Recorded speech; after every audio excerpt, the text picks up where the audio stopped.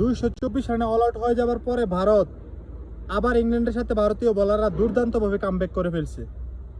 যেখানে কিনা কালকে ইংল্যান্ডের ছিল 90 রানে 0 উইকেট, 90 রানে কালকে ইংল্যান্ডের কোনো একজন আউট ছিল না। সেখান থেকে ভারতীয় বোলাররা ইংল্যান্ডকে পরবর্তীতে অল আউট করে দিয়েছে মাত্র 247 রানে। একই বলে বাজ বলের সাথে গেম বল। ইংল্যান্ডের হচ্ছে বাজ বল আর ভারতের হচ্ছে গেম বল। ভারত গেম বল দিয়ে ইংল্যান্ডের সাথে আবার ব্যাক করে ফেলছে। এখন ইংল্যান্ডের লিড আছে মাত্র 23 রান। ভারত কালকে অলরেডি খেলে ফেলছে 79 রানে 2 উইকেট ছিল এবং জয়সওয়াল খুব দ্রুত 50 করছিল। জয়সওয়াল যতক্ষণ খেলে খুব ফাস্ট খেলে। আমরা আর একটা জিনিস লক্ষ্য করে দেখলাম যে ভারতের বিগত লাস্ট 10-12টা ম্যাচের মধ্যে যে ম্যাচগুলোতে বুমরা খেলে নাই, ভারত ওই ম্যাচগুলো জিতে ফেলছে বুমরাকে ছাড়াই, আর বুমরাকে নিয়ে ওই ম্যাচগুলো হারছিল। এখন জানি না এটা কি লাকের কাজ নাকি এমনিতেই ঘটতেছে। দ্বিতীয় টেস্টে বুমরা খেলে নাই, ইন্ডিয়া জিতছে বড় ব্যবধানে, প্রায় 300 কত রানে জিতে ফেলছিল ম্যাচটা, দ্বিতীয় ম্যাচটা। এই ম্যাচেও বুমরা খেলে নাই, ভারত 224 রানে অল আউট হয়েছে। পরবর্তীতে আইসা আবার ইংল্যান্ডকে 247 রানে অল আউট করে দিচ্ছে 90 রানে 0 উইকেট থাকার পরেও। সুতরাং এটা সম্ভবত কাকতালীয়ভাবে ঘটতেছে, কারণ বুমরা তো ইন্ডিয়া তো বটেই। বুমরা এই মুহূর্তে এই বিশ্বের অন্যতম সেরা বোলার। যদি বুমরার সাথে টক্কর দিতে হয় সেটা একমাত্র দিতে পারে মিচেল স্টার্ক, এছাড়া কিন্তু বুমরার লেভেলের আর কেউ নাই। এখন সেই বুমরাকে ছাড়াই ভারতীয় বোলাররা কামব্যাক করছে। ভারতের মোহাম্মদ সিরাজ নিচে 4 উইকেট এবং প্রসিদ্ধ কৃষ্ণ নিচে 4 উইকেট।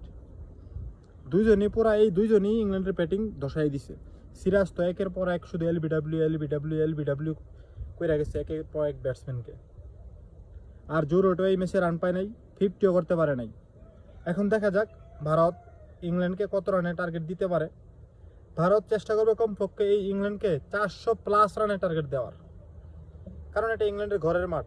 এক ইনিংসে ব্যর্থ হয়েছে, পরের ইনিংসে ব্যর্থ হইব তার তো কোনো গ্যারান্টি নেই। ইংল্যান্ডও আবার ভালো ব্যাটিং করে ফেলতে পারে। সুতরাং ভারতকে লক্ষ্য রাখতে হবে কমপক্ষে 400+ টার্গেট দিতে হবে, এবং সেই পথে আগাচ্ছে ভারত। কারণ 2 উইকেটের বিনিময় 79 ছিল। আজকে যে উইকেট তাড়াতাড়ি পড়বে তারও কোনো গ্যারান্টি নেই। জয়সওয়াল অলরেডি মাঠে আছে, আরও যারা আছে তারাও যদি ভালো রান করে তাহলে কিন্তু ভারত এই ম্যাচটা জিতে সিরিজে ফিরে আসতে পারে। আর যদি ভারত এই ম্যাচ হারায় তাহলে সিরিজও হারবে, ওয়ার্ল্ড টেস্ট চ্যাম্পিয়নশিপের পয়েন্ট টেবিল থেকে তারা অনেক নিচে নেমে যাবে, যেখান থেকে না কামব্যাক করা খুবই মুশকিল। যাই হোক, আমরা এতটুকুই আশা রাখি যে ভারত এই ম্যাচটা অন্তত ফাইট ব্যাক দিবেই। যেহেতু এই জায়গা থেকে কামব্যাক দিছে, সুতরাং এখান থেকে ভারত ম্যাচ জেতার অবস্থানে যাইতে পারে। কারণ ইংল্যান্ডের কিন্তু মাত্র 23 রানের লিড, এটা কিন্তু খুব বড় একটা ব্যবধান না। এটাকে বলা হয় 50-50, যে বরাবরই আছে দুই টিম।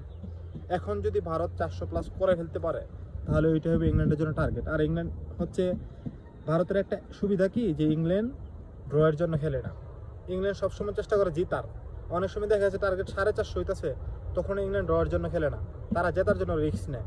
যেখানে কিনা হারার সম্ভাবনা থাকে 80%, জেতার সম্ভাবনা থাকে মাত্র 20%, সেখানেও ইংল্যান্ড রিস্ক নেই। আর এটা কিন্তু প্রতিপক্ষের জন্য অ্যাডভান্টেজ হয়ে দাঁড়ায়। আর এই অ্যাডভান্টেজটা ভারত নিতে পারবে যদি ভারত 400+ টার্গেট দিতে পারে।